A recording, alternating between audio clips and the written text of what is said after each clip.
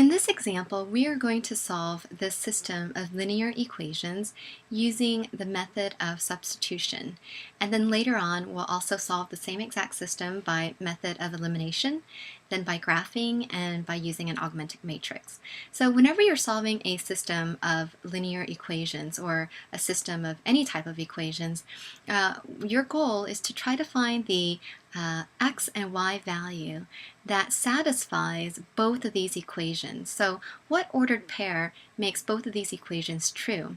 And if you think of it graphically, that solution is also the point of intersection of these two equations.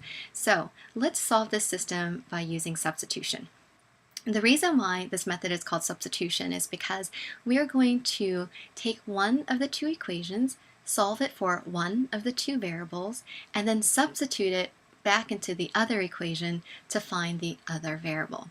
So it doesn't matter which equation you start with, and it doesn't matter which variable you solve for first to substitute. So I'm going to go ahead and call this equation 1 so that I can refer back to it as equation 1 and call this equation 2.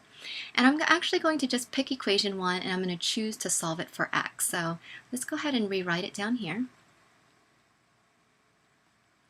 and solve it for x. So let's subtract 5y from both sides.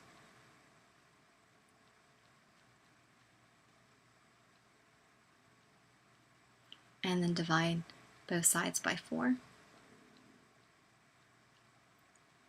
Okay, so then x is equal to, that gives us 7/2 minus 5/4 y. All right.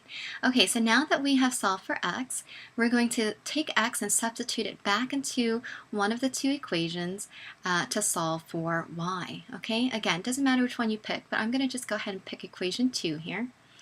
And let me just rewrite it down here. That's a y.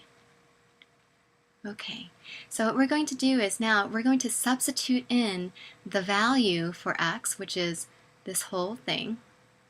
And we're going to take that and substitute it in for x, okay? And the reason why we're going to do that is because we want to have an equation that's all in terms of one variable, in this case that's y, so that we can solve for that variable. Right now, if you take a look back up here at the equation, notice that it's in two variables, and you can't solve an equation if you have two unknowns. But if we only have one unknown, then we can definitely solve for that unknown.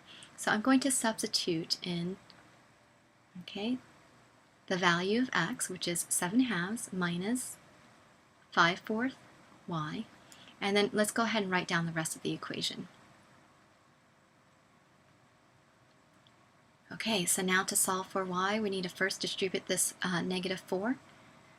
Okay, so that gives us -14 plus 5y minus 3y is equal to -10. Let's go ahead and combine our like terms here. So that's going to give us 2y, and bring down that -14. Okay, add 14 to both sides.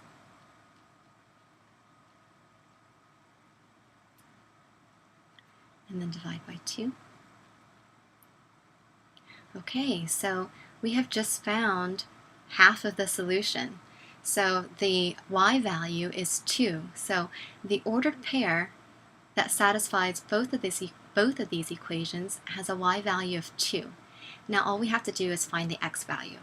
So to find the x value, choose one of the two equations. Again, it doesn't matter which one you pick.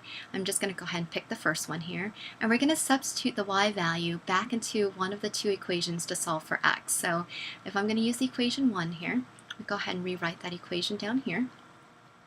Now I'm going to substitute in 2 for y to solve for x. So that's 4x plus 5 times 2 is equal to 14. It gives us 4x plus 10 is equal to 14. Subtract 10 from both sides. Okay, 4x is equal to 4. Divide by 4. And x is equal to 1. Okay, so there's our other solution. Or the other part of our solution.